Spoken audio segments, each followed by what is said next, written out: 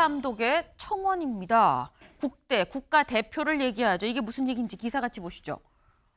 고3 제자와 호텔 간 전 며느리 이 교사 처벌을 좀 해주세요라고 류중일 전 국가대표팀 야구 감독이죠.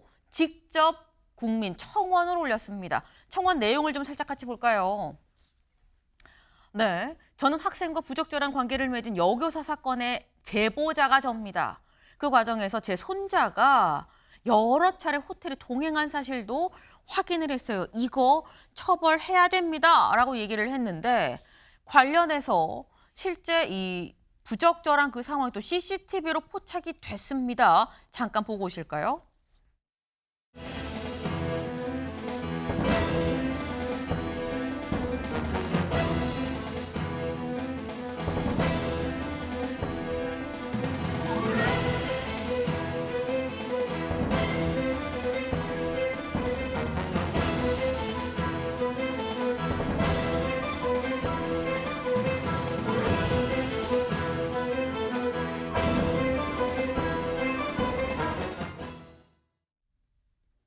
네, 일단 류중일 감독 얘기는 이거 봐라. CCTV를 봐도 이렇게 이 고3 제자와 같이 호텔에 가면서 내 손자도 같이 동행하지 않았느냐.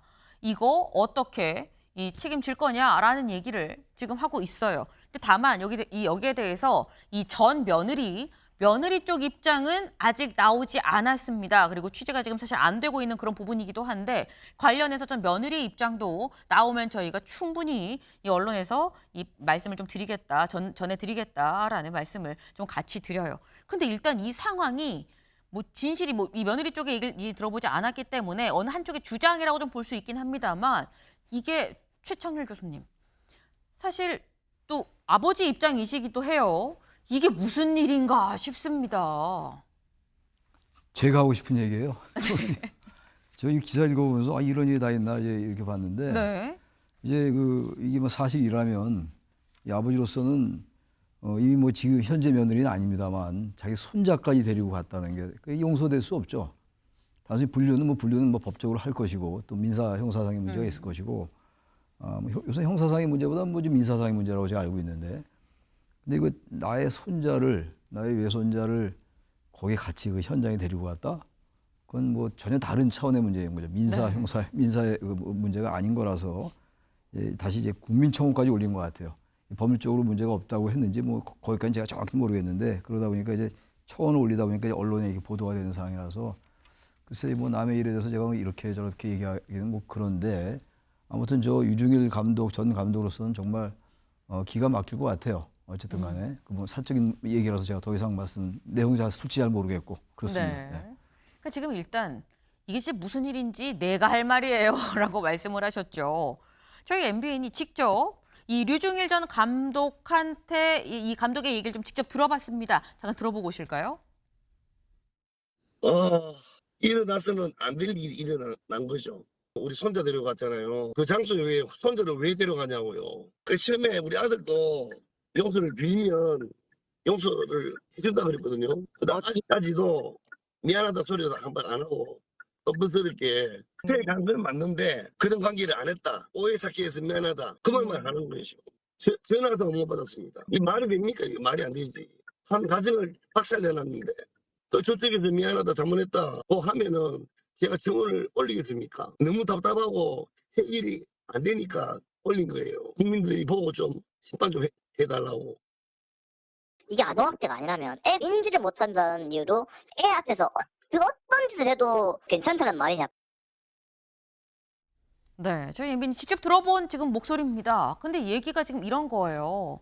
지금 얘기를 보면 요 내용 말고 지금 이류정 감독이 얘기를 한 게 애가 상황을 인지할 수 없는 나이라고 얘기를 하는데 근데 호텔 CCTV 영상을 보면 남학생이 손자한테 이리 와라고 하니까 손자가 거부를 한다. 그럼 이거 상황 인지가 된다는 얘기 아니겠느냐라고 얘기를 합니다. 이경민 변호사님, 이거 아동 학대입니까 아닙니까?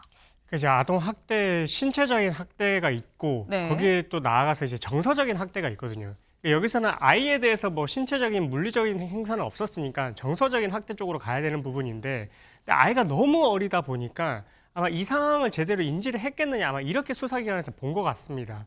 근데 이게 어쨌든 지금 항고를 한 상태라고 하니까 다시 한번 판단을 받게 될 텐데 이렇게 아이가 어리다고 하더라도 사실 지금 말씀하시는 그런 CCTV에 나와 있는 그런 모습을 봤을 때는 이게 어쨌든 본인 입장에서 달갑지 않기 때문에 그렇게 행동을 했다라고 보여지는 대목이거든요.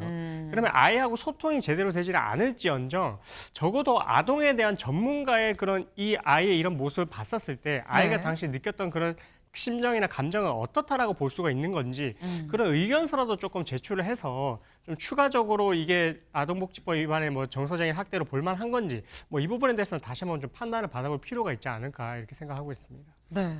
근데 사실 이게 또 애가 이걸 인지했는지 안 했는지를 알아보려면 또 윤영월 대표님. 또 평소에 이 손자 굉장히 예뻐하시는 걸로 제가 알고 있는데 그럼 애한테 너 아니? 너 뭘 아니? 어디까지 아니? 라고 물어볼 수도 없는 노릇 아닙니까? 그렇죠. 그 나이는 아직 뭐 말도 잘 못하고 뭐 2살 안팎인 것 같아요.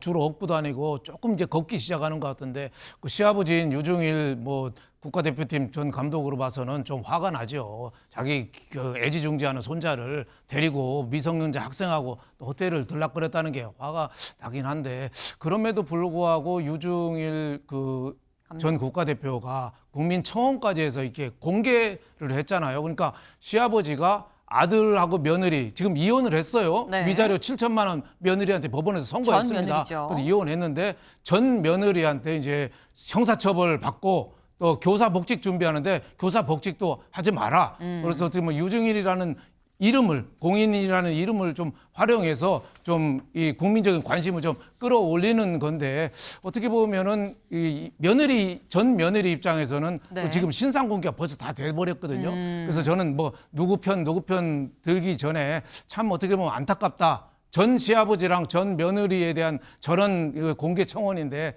참 안타깝다는 얘기밖에 못 하겠어요. 여기서 뭐 제가 누구 편을 들겠습니까? 뭐 하겠습니까? 상당히 좀 며느리 입장도 굉장히 힘들 거고 며느리 입장에서도 뭔가 공개적인 입장이 좀 나오면 또 언론에 좀 공개가 되겠지만은 지금은 상당히 일방적으로 매도되는 그런 상태다 이렇게 볼 수 있겠습니다. 네.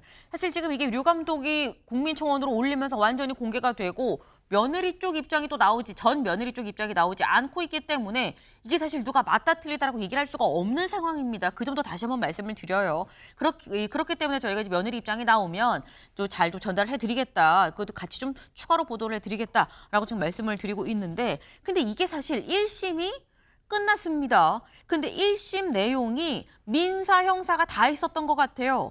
요 얘기도 이 류중일 전 감독의 이 감독을 통해서 좀 다시 한번 좀 들어보고 올까요?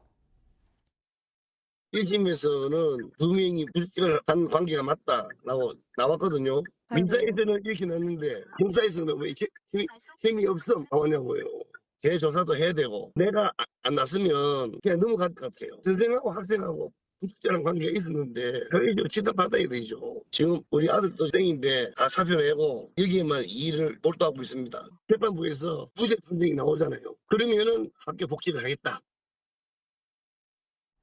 지금 얘기를 들어보면 이경민 변호사님 민사는 부적절하다고 나왔는데 형사는 이게 인정이 안 됐어요라고 얘기를 하거든요. 이게 다를 수 있냐라는 거예요.